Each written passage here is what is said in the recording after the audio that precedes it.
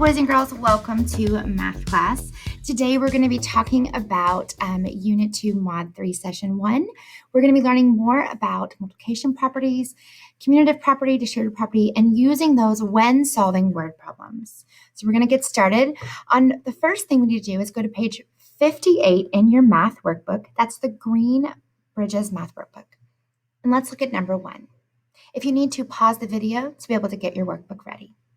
Number 1, it says, Wally is cleaning the windows of the grocery store. Each window has 7 rows of window panes. Each row has 6 window panes. How many window panes does Wally need to clean in each window? So let's think. The question's asking me how many window panes does Wally need to clean in each window? So I'm going to think about what it's telling me about the windows. Wally is cleaning the windows of the grocery store. Each window has 7 rows of window panes, and each row has 6 window panes.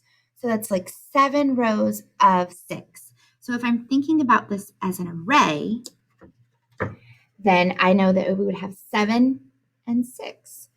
7 rows of, which is the multiplication sign, 6. 7 groups of 6.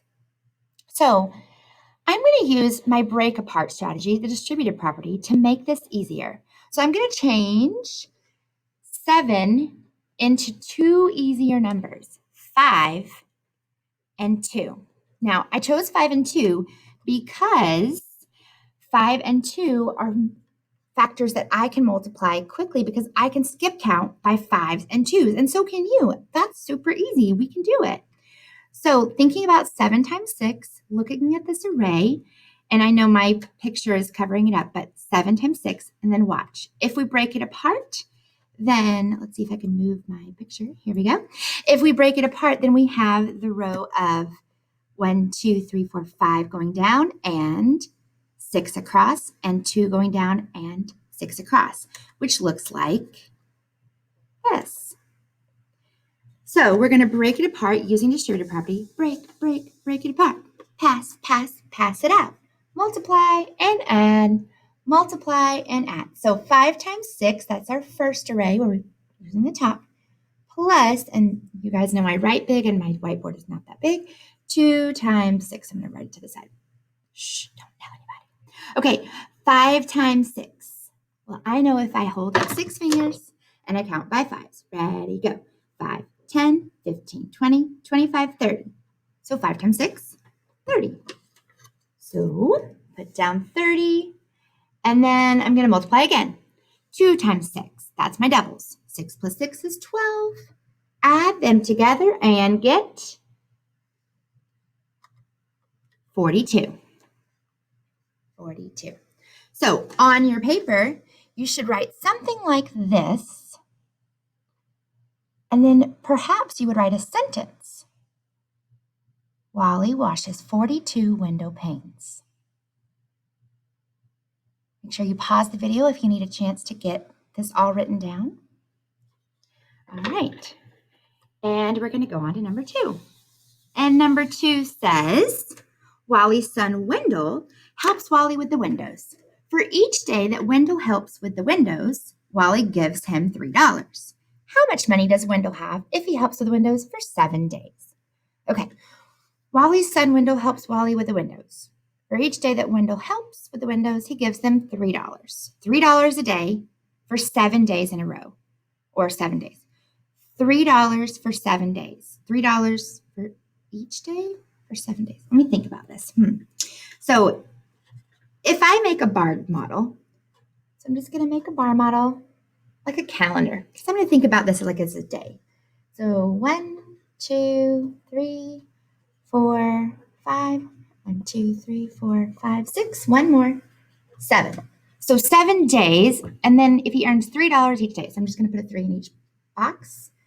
And this is a good little bar model or a tape diagram, and some people call it. Now I can use repeated addition or skip counting to figure out how much money Wally makes. So let's see.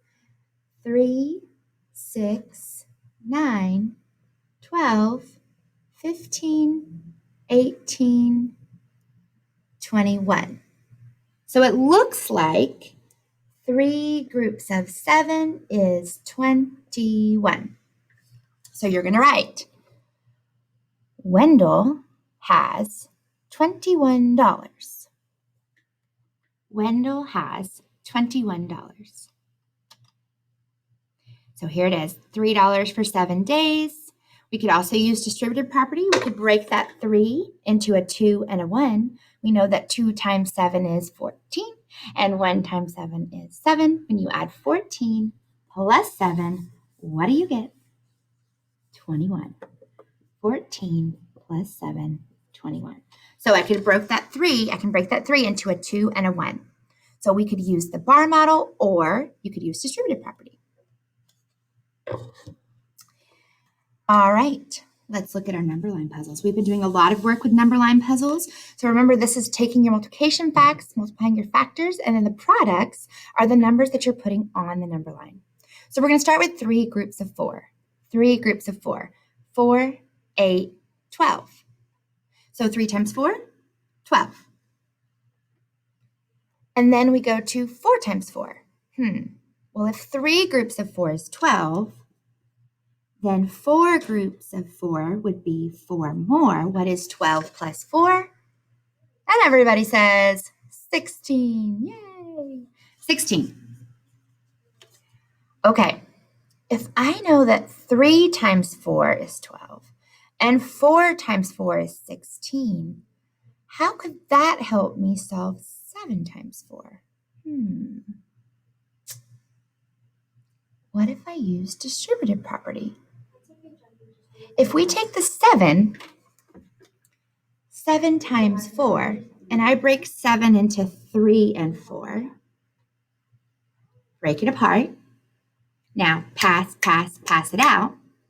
I'm going to have 3 times 4 plus 4 times 4, which is exactly what I've already put on that number line. So now I can take 16 and 12 and put them together to get 7 times 4. Go ahead and do that now.